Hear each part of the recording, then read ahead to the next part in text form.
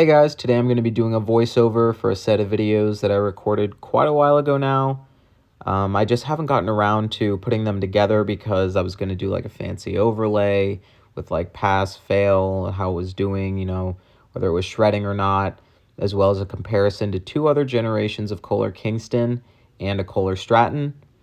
But I haven't had a lot of time recently, and it was obviously going to take quite a bit of time, so I'm doing this instead. Throughout the video, I will basically just be speaking about what's going on because it's kind of hard to keep track of, how many feet of toilet paper are involved in each flush because there are sometimes multiple flushes. But yeah, with all that being said, we'll jump right into the video. All right, so we're going to start with 5 feet here.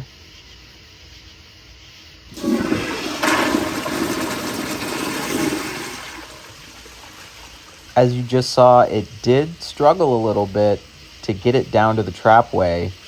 This is by no means the most powerful Kingston in the world. I'm sure with more pressure, the bull rinse would have been a little bit better, but that is a little concerning. Next up, we have 10 feet.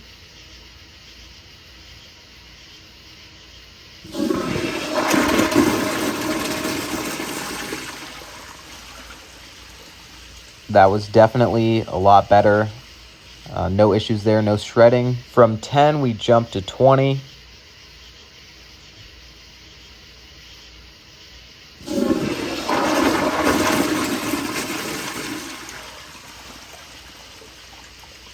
As you can see, 20 went down just fine. No signs of shredding there. And now 30.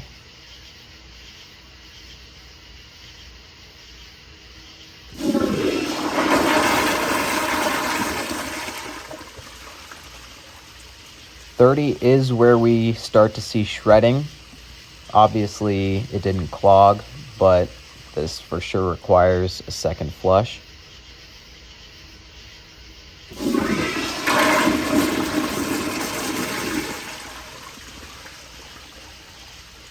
And after 2 flushes, the bowl is completely clear. There are no signs of shredding. Now we jump to 40.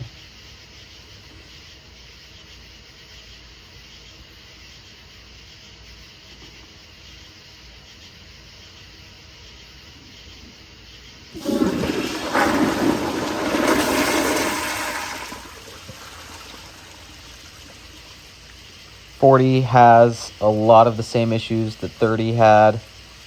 There's just even more toilet paper left in the bowl. We're going for a second flush.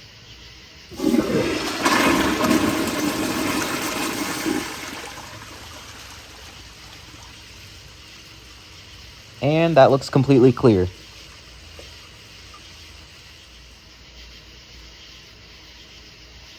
'50 feet.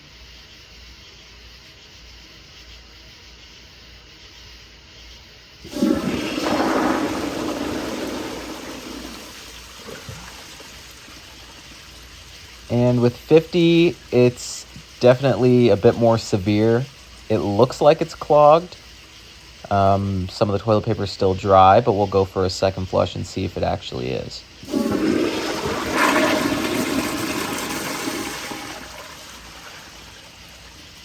So just like before, it was able to fully clear the bowl on a second flush. Obviously, that's not ideal, but still no clogs.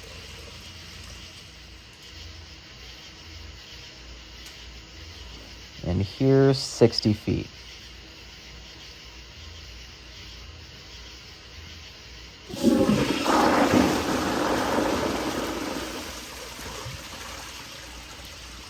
You can probably see the trend here. It's basically the same as 50 feet, but just a little bit more left over. And we're going to be doing another flush.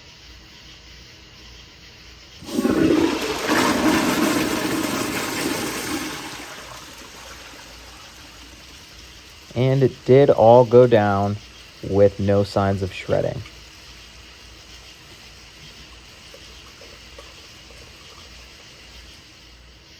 We're now up to 70 feet. This is where it's starting to get a little bit harder to contain all of the toilet paper in the actual bowl. But in the end, it still worked out.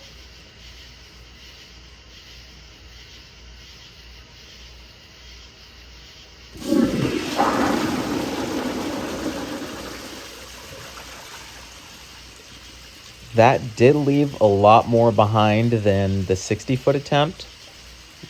But once again, we're going to do a second flush and we'll see how it goes.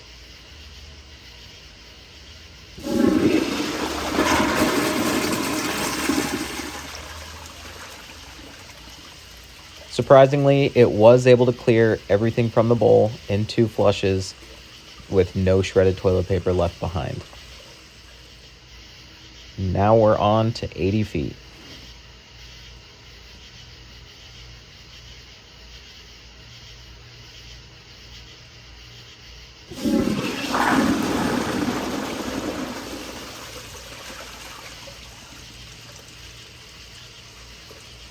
So, yeah, you can see not much happened, but we'll do another flush.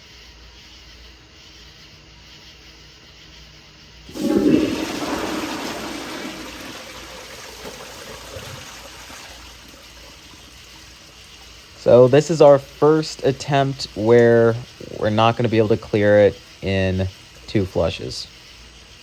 We'll go for a third.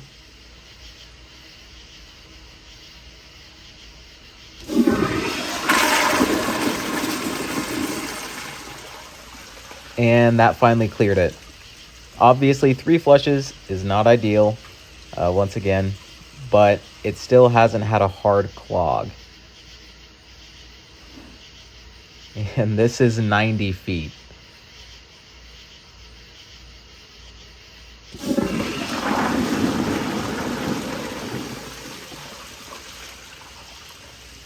Just more of the same. The toilet paper didn't move a whole lot.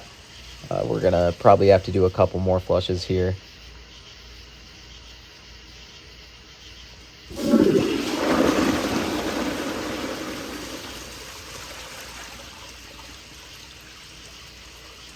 Now that looks more like a hard clog, but we're gonna keep doing flushes until it either stops moving completely or it goes down.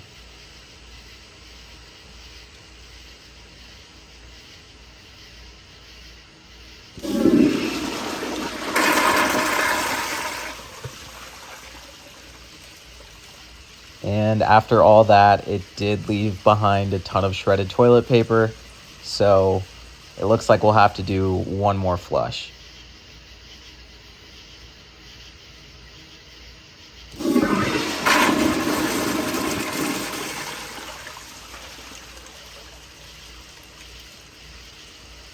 And it looks completely clear. So now we're gonna move on to the ultimate test. We're gonna be doing 100 feet of toilet paper down the 1.6 Kingston.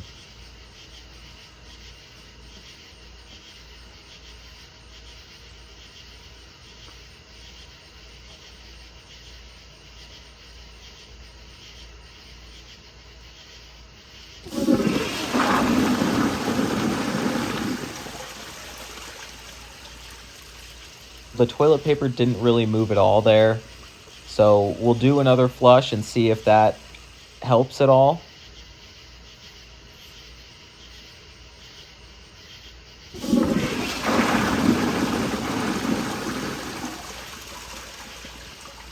Once again, there was very little movement from the toilet paper that we can see, so we'll go for a third flush here.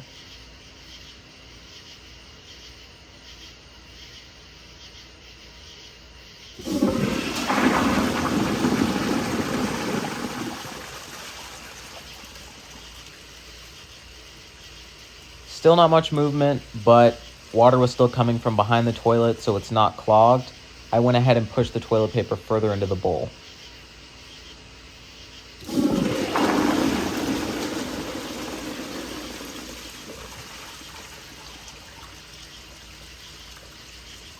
That was a lot better, but it's hard to tell if it's clogged or not.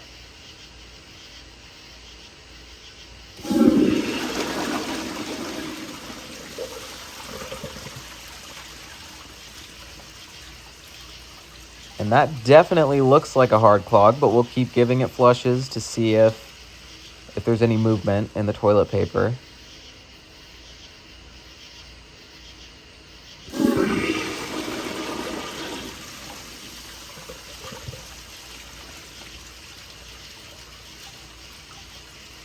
I think it is bunching up a little bit more in the trapway, so we'll continue with the flushes and see where it goes.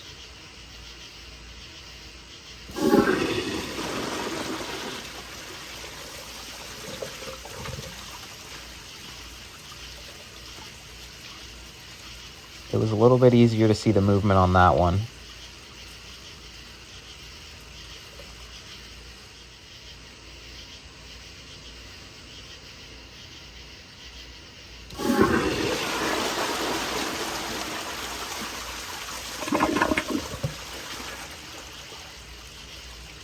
And that took care of almost all of it.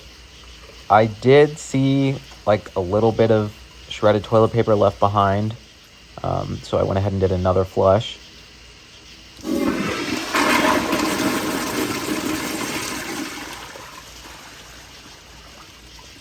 And that was 100 feet of toilet paper down the 1.6 Kingston. So in conclusion, the 1.6 Kingston actually did a really good job on this test.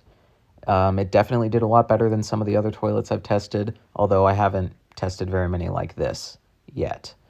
But the reason it did so well is a combination of a few things, starting with the large trapway size. Some people don't know, but this actually has the same size trapway as like a 60s or 70s American Standard Cadet.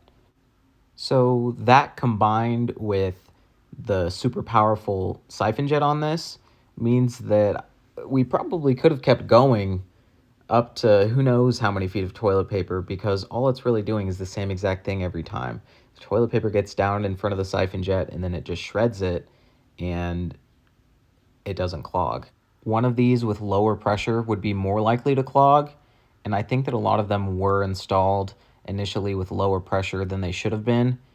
A lot of modern toilets are like this, where even at lower pressure, they'll still blow all the water out of the bowl, and that can be deceiving because it's still not enough pressure for a proper flush. Plus, you'll see on this toilet in a lot of the clips, the toilet paper was like floating on top of the siphon jet stream. That's partially because the pressure could have been higher, but also this was the last Kingston that Kohler designed the same way they made old toilets, without any assistance from like 3D modeling software or anything like that. So I think with modern technology, the way that they design them now, they could have just slightly changed the positioning of that siphon jet and it would have eliminated most of that issue. I think it would have helped a lot with toilet paper shredding too. Some people say they don't like these toilets because of the shredding, but in my opinion, I think it's better to shred toilet paper every once in a while instead of clogging and flooding all over the floor. Plus, you could always just set the toilet to use more water. Like a Kohler Kingston water guard, for example, wouldn't get anywhere near 100 feet of toilet paper in a flush before it overflowed everywhere. So if you just have the 1.6 Kingston use 3.5 gallons and you're going to get something that clogs less, I think that's a better option. You're not saving any water, but you're getting fewer clogs. Now, I do see where people are coming from when they talk about bowl rinse. It's just not great. It could be worse. I don't think it's that much worse than a lot of the toilets around today. It does have like a spot towards the front of the bowl where toilet paper can get stuck and the water isn't strong enough to push it down. That's another thing where if the pressure is a bit higher, that would most likely not be an issue. But that front part of the bowl is also pretty flat, so that adds to the problem as well. Ultimately, I think that if these are installed with the correct amount of pressure, there's no real reason why they should be considered worse performance-wise than really any other modern or somewhat modern flushometer toilet. Obviously, there are some vintage ones that would blow this thing out of the water, and some people think that they're boring, like they don't like the design, or they don't like the flush, they don't like the quickness of the flush. Some people just don't like 1.6 gallon per flush toilets in general, and all that's fine. But I think as far as performance goes, this is not a bad performer. And with all that being said, I will see you guys in the next video.